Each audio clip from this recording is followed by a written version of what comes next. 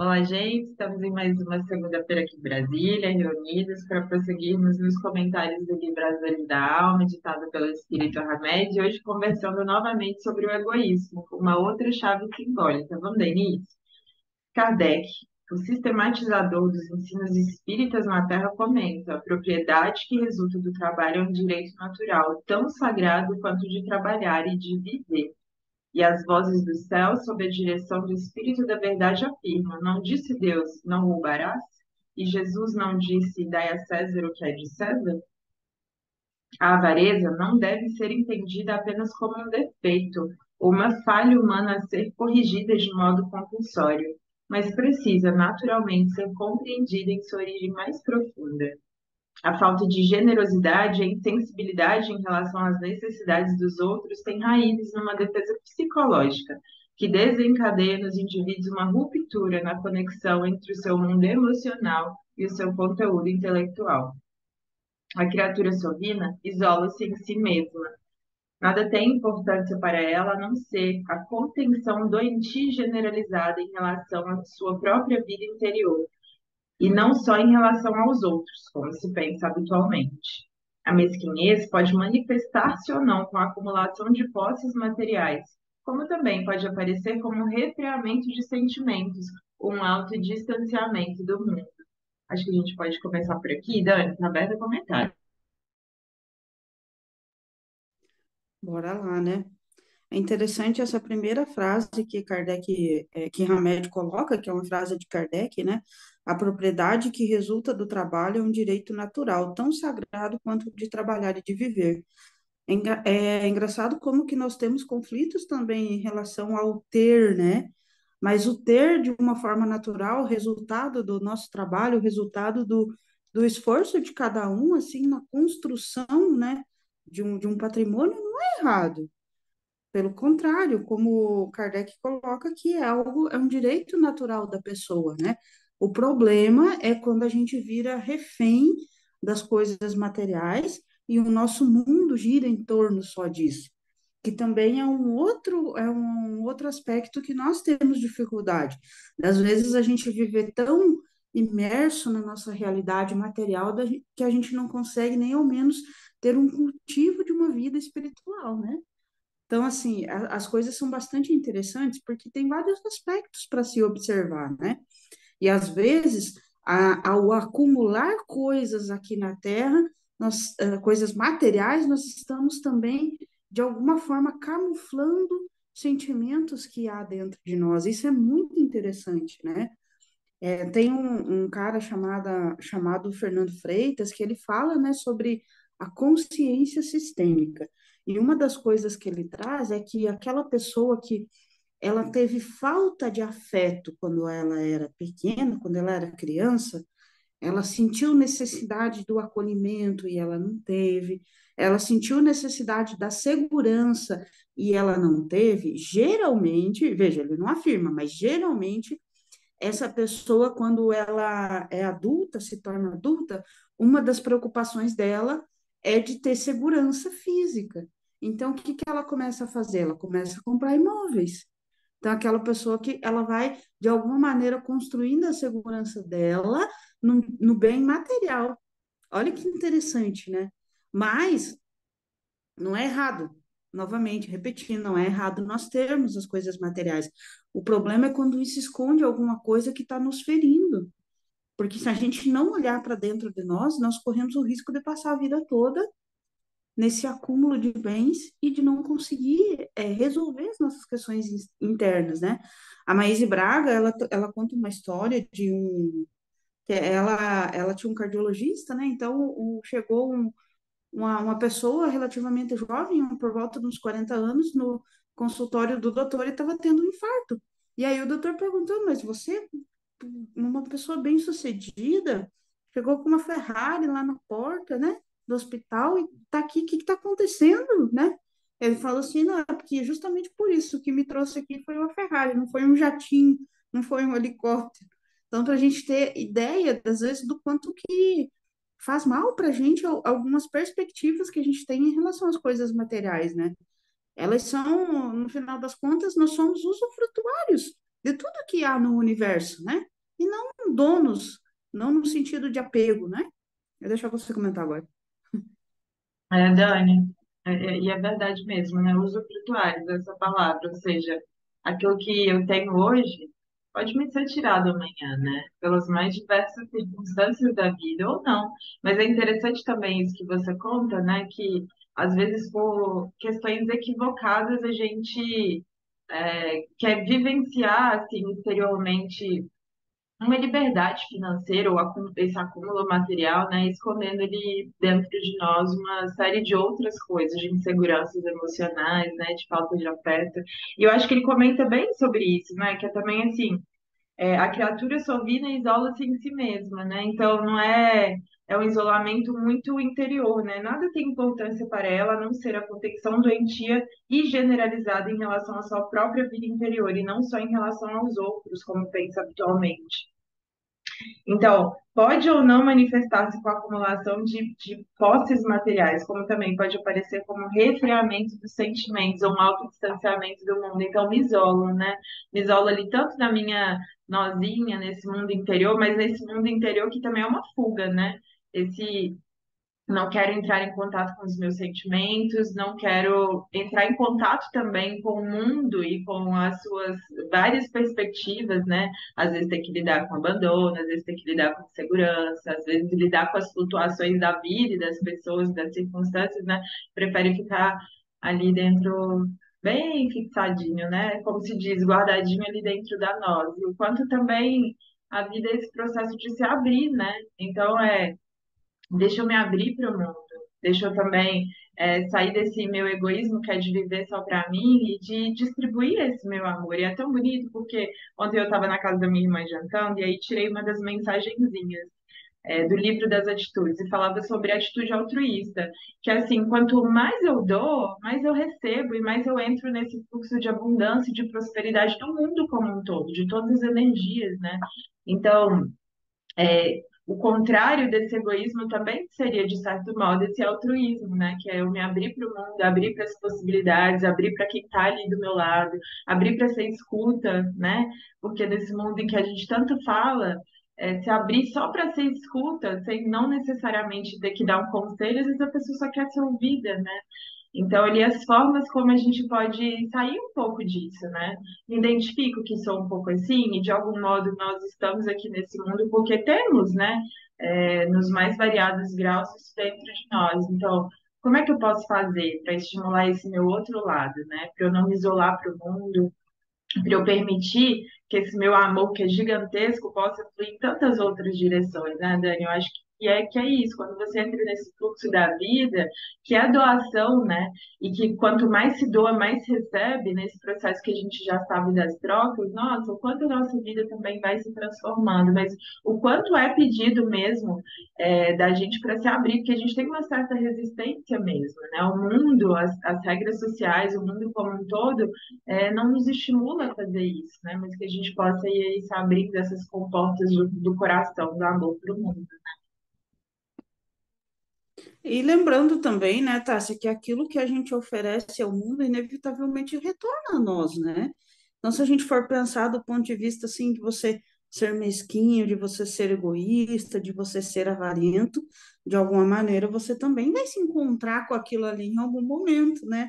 Então, a gente volta sempre à velha história da consciência daquilo que nós somos, daquilo que nós estamos fazendo, do que nós pensamos, que a partir da consciência é que a gente vai poder modificar as nossas ações, né? E ser esse ser mais fluido no universo, né? Como você muito bem colocou, né? A gente permitir que a vida flua através de nós, por nós, que a gente aprenda a servir, que a gente aprenda a se doar e se doando e servindo, a gente também se encha disso, né? A gente se. Cara, é tão maravilhoso essa energia, tão gostosa essa energia, assim, de eu estou sendo útil, eu sou algo que está promovendo o bem no mundo, o bem no universo. É uma energia sensacional. Quando você coloca a sua cabeça no travesseiro à noite, você está com essa energia, com essa sensação, você tem uma noite de sono completamente reparadora, é diferente. Você está conectado com o universo, conectado de uma forma boa, né?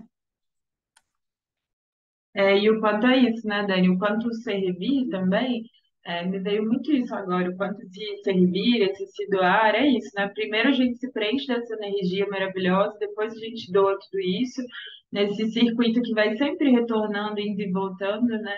Mas muitos dos males, né, dessa ansiedade, dessa depressão, poderiam ser também remédios a se servir, né?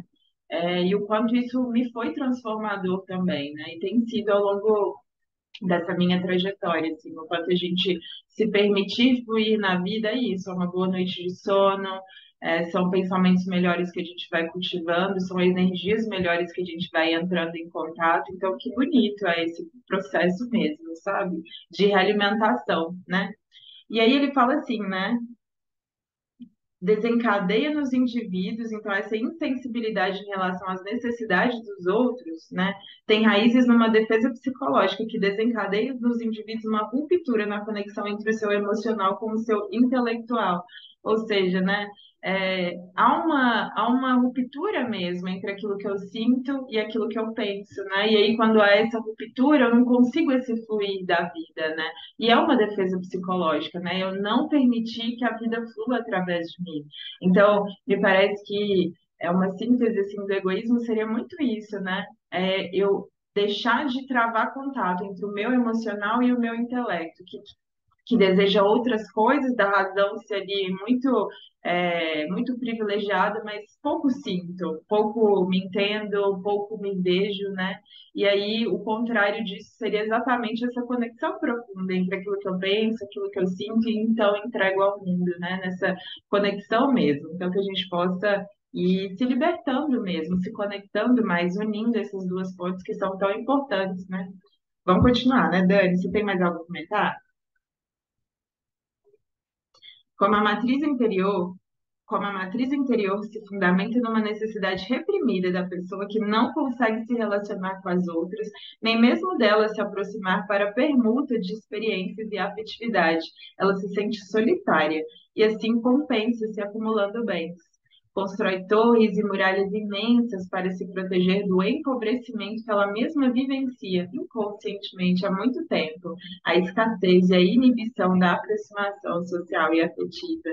Cria toda uma atmosfera de autonomia por possuir valiosos objetos exteriores destinados a suprir a sensação de vulnerabilidade que sente ao lidar com as pessoas. Na atualidade, tenta resgatar essa sensação do vácuo interior, existente na intimidade da alma humana, com uma reivindicação do desejo cada vez maior de possuir bens materiais. O grande fluxo de indivíduos que buscam os consultórios de psiquiatria e as clínicas das mais diversas especialidades médicas se deve a esse clima de insatisfação e de vazio existencial, que nada mais é do que a colheita dos frutos do egoísmo, essa incapacidade de se relacionar, essa repressão dos sentimentos de amor e de fraternidade, essa inconsciência de uma vida interna e eterna. A indiferença e a frieza emocional, a apatia e o apego patológico, bem como o distanciamento das privações dos outros, são características marcantes das criaturas que alimentam uma paixão egoística pelos bens materiais. São conhecidas como solinas, mesquinhas ou usurárias. O trabalho interior sempre melhora a qualidade de nossa vida, pois passamos a conhecer a nós mesmos e o universo como um todo, visto que somos levados também por um propósito crescido, cuja função é de aprender a amar incondicionalmente. Aberta a comentários, Anne. É interessante, né, como o Hamed vai traçando a ideia dele e colocando essa relevância da questão afetiva na nossa vida mesmo, né? Do quanto que isso é importante e necessário para a nossa evolução, essa troca, quando ele coloca que eu achei bastante interessante, né? Como a matriz interior se fundamenta numa necessidade reprimida da pessoa que não consegue se relacionar com outras, nem mesmo dela se aproximar para a permuta de experiências de afetividade. Ela se sente solitária. Então, veja só que essa questão do afeto para nós, ela é extremamente importante na construção de uma vida melhor também, né? Na construção de uma vida mais saudável. E aí a pessoa ela vai se tornando solitária e vai construindo esse processo de autodefesa e ela vai perdendo essa capacidade de se relacionar com o mundo de uma forma saudável, né? E a gente vê muito isso, né, Tássia, nas reuniões mediúnicas, esse processo. Você percebe lá dentro das reuniões, tem tudo a ver com o nosso tema de hoje, né? Você percebe as pessoas. Eu lembro que no último atendimento a pessoa chegou assim: eu quero a minha casa, eu quero o meu carro, eu quero a minha vida, eu não quero ficar aqui. Ela falava isso. E em momento algum, ela trouxe alguém do campo afetivo dela, sabe? Eram questões que estavam fortes ainda para ela, do apego às coisas materiais. Aí eu pensei assim, falei, meu Deus, como é que está a questão amorosa, afetiva dessa pessoa? Onde está o amor dentro dela? Foi tão ferido, foi tão machucado que se distanciou tanto assim dele. E aí a gente fica pensando sobre isso, né? Porque me parece uma dor bastante aguda. Toda vez que a gente faz essa troca, pode ser inconsciente, pode ser consciente do nosso afeto por coisas materiais, em algum momento o preço a ser pago é sempre muito alto, né? É isso. Ai, Dani, que lindo. E é isso, né? E é interessante porque nesse isolar afetivo, né? Nesse símbolo de você criar essa defesa interna, né? De não se abrir para o mundo, de não se abrir para os afetos. E aí você vai construindo mesmo ao redor, é como ele comenta ali, né? Constrói torres e muralhas imensas para se proteger do empobrecimento que ela mesma vivencia de forma inconsciente. Mas aí vai colocando essa barreira de bens também, como uma forma de entender que o seu valor está ali, né? Porque esse fechar, me parece também que eu fecho as comportas do meu coração para a afetividade, para os vínculos, e aí para me proteger, né? Porque como você bem disse, essa dor é muito aguda mesmo, né? Então para me proteger, eu vou colocando esses bens ao redor de mim também para entender que o meu valor está ali, né? E é interessante, é muito comum mesmo nas reuniões mediúnicas. E claro, aqui é no momento atual que a gente vive, né? Porque é correspondente, né? Aquilo que vai para o outro lado é o que a gente está vivenciando aqui como ser humano mesmo, são as batalhas que a gente vai vivenciando. E o quanto ele fala ali, né, sobre os consultórios de psiquiatria, que estão cheios de distúrbios, de pessoas. Porque é isso, né, Dani? O fluir da vida é a regra, né? É isso que a gente deveria estar fazendo. E todas as vezes que a gente se fecha nesse mecanismo de autodefesa para se proteger do mundo, das vulnerabilidades, que, como ele bem diz ali, é, alguma coisa dentro de nós vai adoecendo, né? E o mental é hoje uma das questões mais salutares que a gente tem do maior índice aí de doenças mesmo, né? Da mente, né? E o que que a gente tem feito com a nossa mente? E a nossa mente adoece todas as vezes que a gente vai contra esse fluxo natural da vida, né? Então, de certo modo, esse materialismo muito exacerbado que a gente vive, uma das consequências é essa, eu me distancio do mundo. Tem uma das lições do Hamed, no livro Os Prazeres da Alma, que para mim é uma das lições mais bonitas, que ele fala assim que a gente ao longo dos anos, ao longo das eras, a gente foi se distanciando das pessoas, né? E o quanto isso nos custa energeticamente, emocionalmente, porque é nessas trocas, é nesse vínculo, é de eu entender as necessidades do outro, é de algum modo de eu tentar ajudar, ou então de fluir com amor, é que de fato me sinto vivo, né? Porque é isso, a gente está aqui fazendo essas trocas a todo momento, né? E o quanto, de certo modo, a gente se mutila quando a gente deixa de dar esse amor que a gente tem tanto para dar para o mundo, né? Então, acho que é isso. Você tem mais algo comentado? E é interessante que se a gente for pensar sobre isso, a gente pode se doar ao mundo de maneiras muito distintas, né, Tássia? Eu fiquei pensando, porque às vezes a gente pensa que a gente só consegue se doar se a gente doar coisas materiais, mas a maior doação que a gente pode fazer é aquilo que a gente é. Então, às vezes você vê uma pessoa passando a dificuldade, ou alguma pessoa na rua, um pedinte, alguma coisa assim, nem sempre a gente tem alguma coisa material para dar para ele. Mas vamos abençoar, vamos destinar boas energias àquela pessoa, que apareça alguém que tenha a condição de ajudar, que naquele momento a gente não teve. Então, assim, se aparecer pessoas Vamos ser um ouvido amigo, né? A escutativa, que é tão bonita e tão necessária no mundo de hoje, né? A gente vive num mundo em que a maioria das pessoas está perdida no seu celular, está perdida ali na sua vida, no seu contexto, e não tem essa questão nem de olhar para o lado, né? De olhar, não, tem alguém que está. E eu acho que a gente, quando você falou nessa questão da gente ter perdido um pouco dessa troca, assim, é a troca que faz a gente perceber se a gente está bem ou não. E às vezes a gente querendo também se esconder disso, a gente não se permite nem olhar para o lado.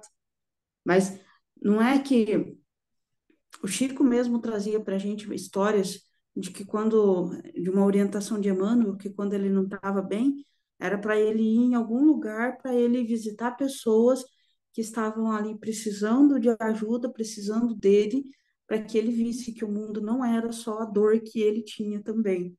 Então, olha que coisa bonita, né? Você ter essa percepção do que acontece no mundo, do que acontece ao seu redor, e que o mundo não é só o nosso umbigo, né? Existem coisas muito maiores. E o quanto assim, e o quanto em fases muito dolorosas da minha vida, gente, o voluntariado foi algo que me salvou. Primeiro porque é isso, né? A gente fala assim, poxa, mas eu já estou em um momento tão frágil da minha vida, será que eu vou ter alguma coisa para doar? E o mais interessante é que ao entrar em contato com a dor do outro, com as necessidades do outro, primeiro, a gente diminui um pouco a nossa percepção de sofrimento, que a gente vê pessoas em situações, às vezes, muito piores que a nossa, né? E ali tentando dar o melhor. E mais, é como se fosse se fluir da vida mesmo, que quando me proponho a dar algo de bom para mim, me abasteço primeiro com aquilo. Então, que grandiosidade da vida é essa troca, sabe? E o quanto, de fato, isso revoluciona a nossa vida. Então, naqueles momentos que você acha assim, mas já tô tão mal, né? Vou ajudar quem? Mas é se ajudar também, porque é ver realidades que às vezes você não conhece, né? E entrar em contato com necessidades de pessoas que muitas vezes você não veria. Então é interessante mudar também um pouco essa perspectiva, né, Dani? Mas vamos continuar. A técnica para aprendermos a amar, usando de generosidade e desprendimento, é empregarmos os nossos sentimentos e emoções com equanimidade, o que quer dizer dar-lhes igual importância ou utilizá-los com imparcialidade. A seguir, faremos breves anotações, cuja observação acurada poderá nos fornecer dados importantes para comportarmos-nos com racionalidade, caridade sem salvacionismo, humildade sem baixa autoestima, determinação sem atrevimento, obediência sem submissão, bondade sem anulação da personalidade, compaixão sem sentimentalismo, segurança sem impulsividade, perseverança sem obstinação. A avareza é o produto de uma necessidade que se encontra na intimidade da psique humana. Ela tenta enfeitar ou distrair o conflito com a busca de bens perecíveis, mas nunca consegue suprir a sensação de carência íntima. Em síntese, o altruísmo é o amor desinteressado, resultado do enriquecimento da vida interior, enquanto a avareza é a filha da pobreza do mundo interior, acarretando uma desumanização e uma obstrução da capacidade de amar. Eu vou só comentar não, ler um capítulo, um parágrafo ali que eu perdi. Procuremos então viver não como proprietários definitivos de nossa posse, mas apenas como usufrutuários dela. Aberto comentários.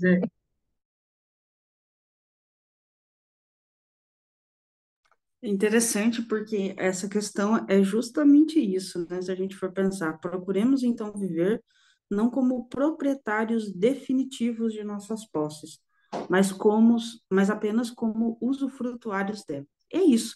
A gente é usufrutuário de tudo que há no universo. Pode ser em termos de coisas de posse mesmo, de bens materiais, e até mesmo das energias do universo e tudo mais, né? Nós somos usufrutuados. Então, eu acho que se a gente for acumular alguma coisa, vamos acumular a sabedoria, vamos acumular a generosidade, a caridade, o viver em fraternidade, que é isso que vai ficar para o outro lado. Nada do que está aqui no universo vai permanecer, no universo físico, né? Aquilo que os nossos olhos podem ver. Quando a gente desencarnar, a gente vai ficar com aquilo que está dentro de nós, com aquilo que a gente cultivou, que a gente alimentou no nosso interior.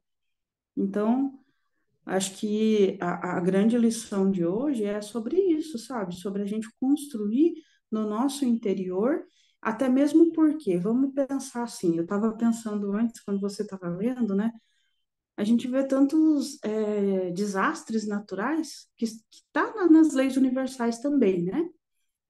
Que é a lei do progresso, né? Morre alguma coisa para nascer alguma outra coisa um pouco melhor, né? E a gente fica pensando, às vezes as pessoas perdem tudo, tudo, tudo. E aí você olha assim, esse tudo é o quê? Né?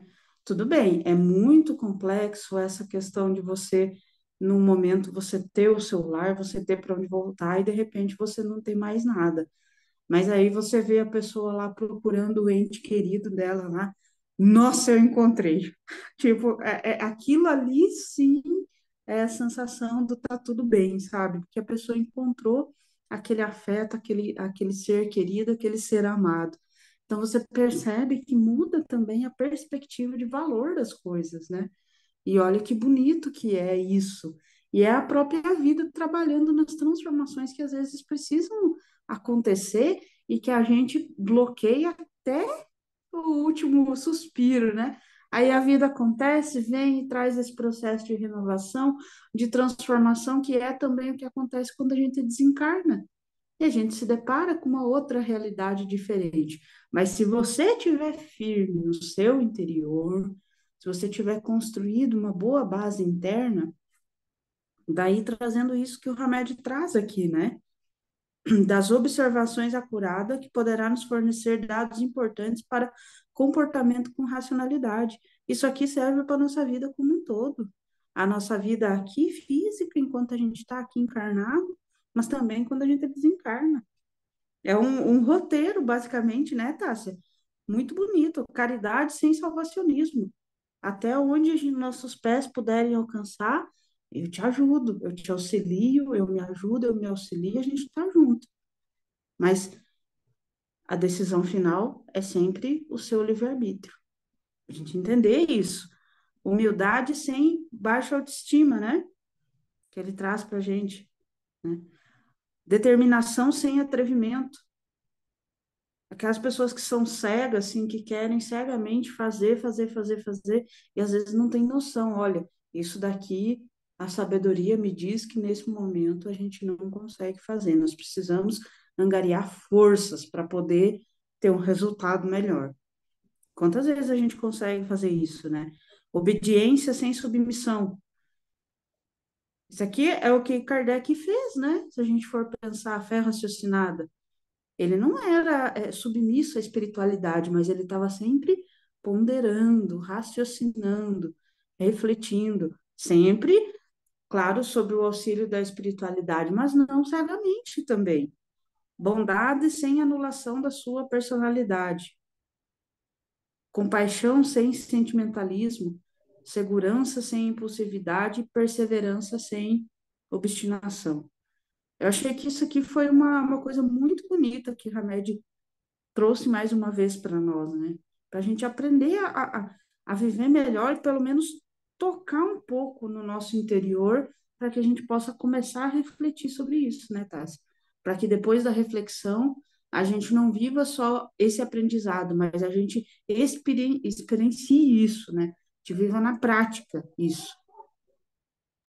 Enquanto é um elenco assim curtinho, mas muito profundo, né, Dani? Perseverança sem obstinação, ou seja, você tem que perseverar mesmo, né? Você tem que manter a constância, a perseverança, mas tem que saber em quê, qual é a finalidade, qual é o fruto disso, né? Segurança sem impulsividade. Tem que procurar, sim, né, essa minha segurança, mas procurar sempre a que título? Por quê? Para esconder alguma fuga que eu tenho, alguma fragilidade afetiva, alguma tentativa de não querer ser vulnerável, né? Então, que bonito, porque ele fala assim, na avareza, e continuando ali no texto, a avareza é o produto de uma necessidade que se encontra na intimidade da psique humana. Ela tem que enfeitar ou distrair o conflito com a busca dos bens perecíveis, mas nunca consegue suprir a sensação da carência íntima. Olha só que interessante, né? A carência é produto de uma necessidade que se encontra na intimidade da psique, né? Da psique humana. Mas ela tenta enfeitar ou distrair esse conflito com o quê? Com essa busca de segurança, né? De bens ali, de tentar reter, de tentar manter, de tentar controlar ali as posses materiais, né? E aí, nesse processo de ir para esse materialismo, de querer sempre mais, de buscar sempre mais, de nada ser suficiente, e ao mesmo tempo, por dentro, porque como é uma necessidade íntima, né? Que ali não está sendo suprida, interior mesmo da alma, nada do que é de fora, nada do que é exterior vai conseguir suprir isso que está ali dentro, né, Dani? É entender isso também. Não é necessidade de acumular muito mais fora, mas de entender o interior e as necessidades que estão ali dentro de nós, querendo ser entendidas, né? E desse amor que quer vir ao mundo também, desse fluir que quer ser jorrado aí, né? Para tantas relações, para o mundo como um todo, né? Em síntese, o altruísmo é um amor desinteressado, resultado de um enriquecimento da vida interior, ou seja, qual é o antídoto para esse egoísmo, para essa avareza, né? Vida interior, o enriquecimento dessa vida interior, o fluir, né, com a vida, enquanto a avareza é a pobreza do mundo interior. Então, veja, né, que a gente possa analisar mesmo a nossa vida, de que todas as vezes que a gente quer muito acumular, conquistar mais e mais e mais, talvez seja a hora de também olhar para dentro de si e ver que o interior está ali precisando ser de algum modo enriquecido e alimentado também, porque tem essa simbologia, né? Estou buscando muito fora, deixa eu olhar para dentro, deixa eu equilibrar, porque naquele elenco ali do Hamed é interessante porque é isso, né?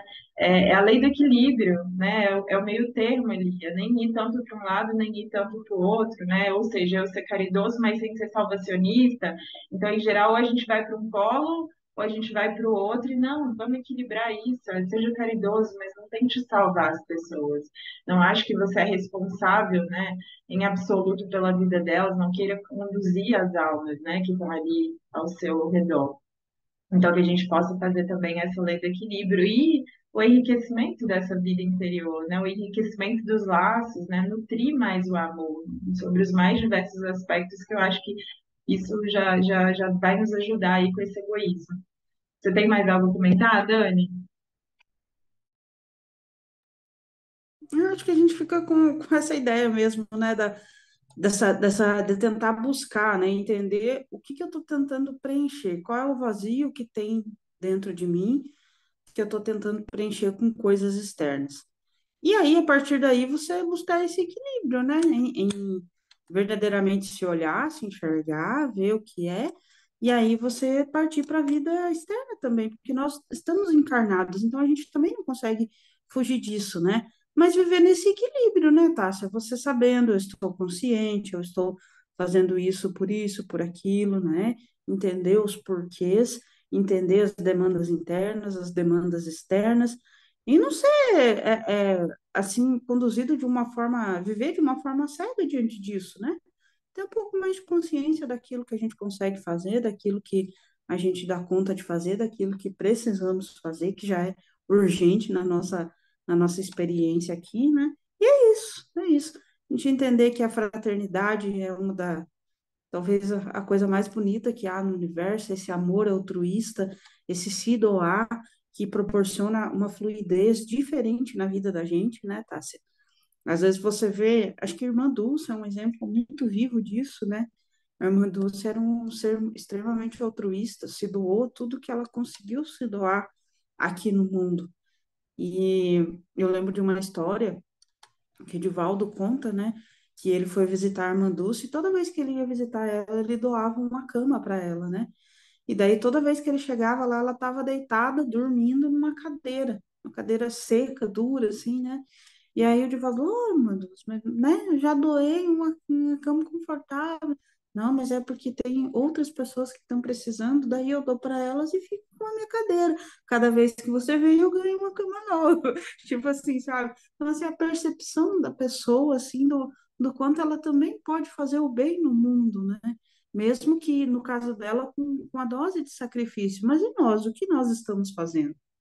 Acho que fica essa lição também, né? A gente sempre pode oferecer um pouquinho mais, não só para as pessoas que a gente convive, mas às vezes uma pessoa que você encontra numa parada de ônibus, que você encontra lá no teu trabalho, no elevador, em qualquer lugar, você pode fazer a diferença construindo um mundo melhor através das suas atitudes. É isso. E é isso, né, Dani? Me veio aqui à mente isso que você falou, que é o que que eu estou fazendo, né, desse um pouquinho a mais, e que às vezes não é só como da irmã Dulce, né, que é materialmente, mas é e aquela dose extra de paciência, e aquela dose extra de tolerância, e aquela dose extra de humildade ali, né, que vai evitar um conflito maior ali na frente. Então, essa dose extra de tantas outras coisas também, né? E essa dose extra de amor, né? Num momento ali mais difícil que o outro está passando, e essa dose extra de escuta ativa, né? Que é ali para o problema ali do semelhante. Claro, materialmente também, mas é isso. E essa dose extra, né? Como é que tá essa nossa dose extra também? Então, que a gente possa pensar, refletir e, sobretudo, aplicar mesmo na nossa vida. Então, gente, uma boa semana, que a gente possa refletir bastante, colocar ali em treino todas essas potências, né? Todo esse altruísmo e todo esse amor que existe dentro de nós. Então, uma boa semana para todo mundo e que a gente possa se reunir na próxima semana, se Deus permitir. Um beijo.